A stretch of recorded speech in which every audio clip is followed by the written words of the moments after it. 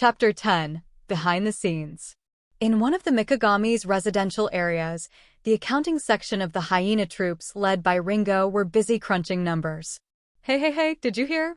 Mizune Masaki, a purple-haired female officer of Seto's, said happily behind Ringo. However, unlike the other female officers, she had no hood on and her true face was exposed. Seto's officers could remove their hoods only in a private place unless they were in a special position.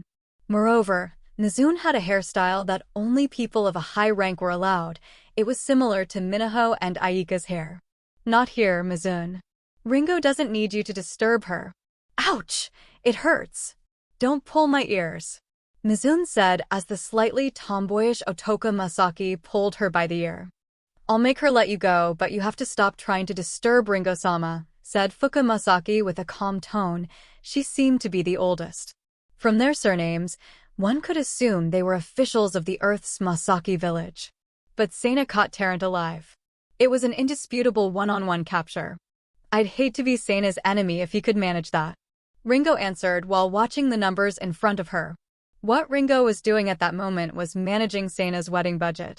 She managed dubious expenses and instructed her subordinates on offering the proper prices in negotiations. Well, Tarrant is just a normal man who controls an organization that relies heavily on high-level weapons. But he's just a normal person who is no match for someone with a sharp intuition and talent. Please be quiet, I'm busy. Oh, sorry, that's right. Fuka felt a chill in her spine from Ringo's smile. The fact that Tarrant was caught by Sana meant that he would now be given all the remaining assets of the former Shank Guild, the bounty put on Tarrant, and the money estimated to be saved by his capture and many other benefits from his capture. Ringo was about to need to work overtime to tally all that. But aren't you coming with us to Sana and Kariko-chan's wedding? Yeah. Sana will have another bullet to bite when he gets married to his second set of candidates, and there are plenty more where that came from, so maybe next time. Mizune ran away from Otoka and spoke to Ringo without restraint. What, you aren't going to be in the third wedding? It's not time yet to think about that. Ringo-sama, I don't understand. What place is more interesting than a wedding? Is it an interesting place? Well, not as interesting as a newlywed couple's starter house. I'll just get freshened up really quick first. No, let's do it right here on the table.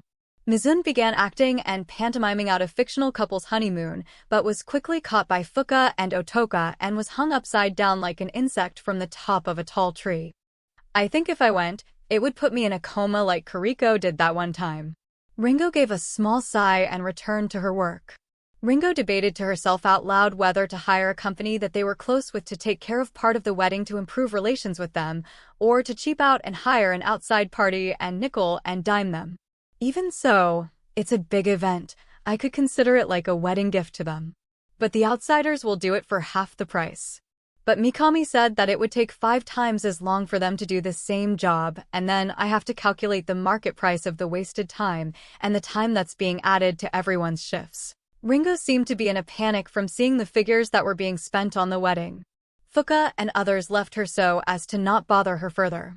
At the boarding station, which was the gate leading to the wedding hall, outside of the solar system, guests, gifts, and food items were also being transferred. Hurry! We don't have much time. Sirio directed the staff preparing the reception. The wedding ceremony was managed jointly by Recepshi and the Ten-An conglomerate. No way. And a large transport ship approached. It was the big Daruma. The staff on the ship called Sirio. I'm sorry. We're a little late. Barry and Cohen were reflected on the monitors that were projected. Whoa, it's you guys. Oh, it's been a while. I see. So, you're now in the transport industry. Sirio talked with Barry and Cohen while setting up. And what about you? I see you're catering events now. Yes, business is prosperous. Sirio seemed to be glad to see his former subordinates. So, where's Alan? We don't know, and we don't care. He's probably out in space somewhere with that Loretta girl, scheming up something like he always is. Barry and Cohen said in a puzzled manner as they looked away. Well, in that case it's for the better. I don't know how you two ever let yourselves fall into a crowd with the likes of him. Yeah, tell me about it. Do you think we're allowed to be here? This gathering is so intimidating. Rajo said to Kenneth as they looked around the reception hall. It's not fancy, I understand why they wouldn't want anyone to drink too much, but there's nothing to eat here either. Miranda said. There were no free hors d'oeuvres or drinks. It felt odd considering the hall was filled with upper-class VIPs. Even so, I know why Rajo feels out of place. Kalichi gave a big sigh. They were surrounded by the highest leaders of each country, the royalty aristocracy, and the other VIP equivalents of that. It was natural that the newly graduated cadets felt out of place. Nice to meet you, I'm Akka. Akka came to the Yamada family table with Eri to greet Seina's family. Oh, how nice of you. Yua. Cute. Yoshiko approached Akka. She wanted to hug her. I'm Yoshiko, my older brother is Seina. Nice to meet you, Akka-chan. Yes, nice to meet you, Sister Yoshiko. Sister, please don't call me that. Yes, Yoshiko Oni-chan. Yoshiko couldn't bear the cuteness. She hugged Akka. So, are the WoW a large species? I can tell I'm in space just from looking at her. Hokuto looked at Akka while smiling. She's so cute, I want to show her to our neighbors. Can we bring her back with us? I wish you could, Eri said with a wry smile to Kyoko's words that she hoped were a joke. Yoshiko-chan. Kai came running to the table. Sakiko was behind him. One after the other, Akka introduced herself and greeted them. Mother, I'd like to go say a little something to Seina. There's not much time, so hurry up, Sakiko said as she watched Kai run off with Yoshiko. She breathed a small sigh. Is Tenchi with you? They've already arrived, but as there are many people dying to get to know them, we are keeping them in the waiting room till just before the event. Oh, other than that, are you as disappointed as I am? Kyoko looked at Sakiko with a grin. About what? I wanted to see you sitting in that seat. Kyoko glanced at the bride's seats. Damn it. Just give it time. Ho ho, that's what I expected. Oh, my poor son, your future household is going to be far too expensive with all these girls. Hokuto sighed. Seina, who had been called to the waiting room, occasionally stared at the mirror and was concerned that his appearance was off. Of course, it wasn't that he didn't have confidence in his appearance, but he was worried he didn't compare to Kariko's majestic appearance. He stood up straight, but was still afraid he might get caught on the floor and stumble. It's not like I haven't been this strained before, right? It's still less tense than when I fought with Tarrant. He was fortunate in a sense that his mind was fortified thanks to the Tarrant fight.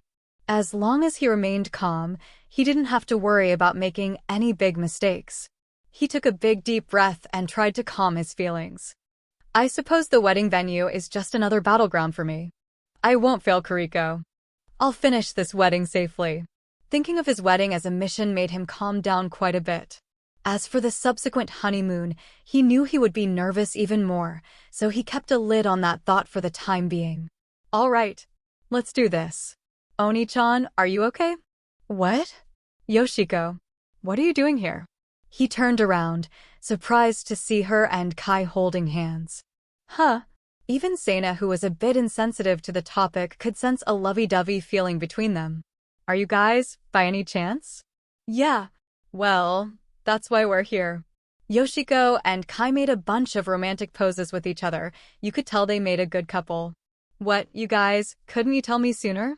We didn't want to overshadow you and Kariko's thing. Sorry we didn't tell you sooner. Oni-chan, we figured you'd be busy after the wedding with your honeymoon, right? So, we decided to tell you now. Well, I don't mind now that I know, but it's still too early for me to call Kai my brother-in-law. Ha ha ha. What are you saying? If you marry my sister Kariko, that already makes you my brother-in-law, doesn't it? Oh, that's right. I was surprised when I learned that both Kariko and you had actually gone into space. Well, that and the black eye I got when I found out. Black eye? No way. Did you get attacked by space pirates? Well, before they took me into space to tell me, both my mother and the other village people joined Mizun and Yoshiko-chan, and they pulled me into a dark room and sucker punched me unconscious. Ouch! Yeah, very much. Well, brother, we've got to go. Yoshiko and Kai went out of the room, but Seina noticed they were going the wrong way and would end up back at his room in a bit if they took that path. A loud musical arrangement of a GP song began to flow into the room from the hall. It was a song used when taking actions in various situations. Especially at the GP Academy, it was familiar because it went well when paired with large student gatherings. Hakurin came in with the rest of the girls and stopped to look behind her and confirm something. Once the others looked back and affirmed, she took a deep breath. She approached Seina. Seina-sama. Yes. Hakurin. When he turned to look at them, he noticed they were wearing clothing in a style he had never seen before. It was very Indian-looking in appearance. We would like to thank you for all your help. Help? Yes, please forgive us for having to do this. Hakurin said. Jaikirin quickly hugged Seina with a leisurely expression. Humph. Jaikirin's expression and the exquisite feel of her body and her good smell was the last thing Seina noticed before he was rendered unable to move. Jaikirin restrained his paralyzed body. We didn't even have to chase him. Darn, I was hoping this would be more fun. Jaikirin said, looking at Seina. Hurry up. Is the ship ready? Hakurin summoned a floating gurney to transport Seina. Tie him to it. Hurry. Kai, you're so cute. No, you. With extraordinarily bad timing, the foolish couple had circled around the aquarium and the hall and had come right back to his room as Seina had predicted. Well, Oni-chan, wait. What is going on? They noticed Seina tied up to the floating gurney and the pretty girls around them. Sorry to disturb you, Seina. I didn't know you were into that sort of thing. Kai said. Next time I see Washu, I should ask her if she can make something to drop a pan on someone's head when they do something stupid like Kai. Seina thought before thinking to call for help. Of course, he also thought it to distract him from the feeling of Jaikirin feeling him up.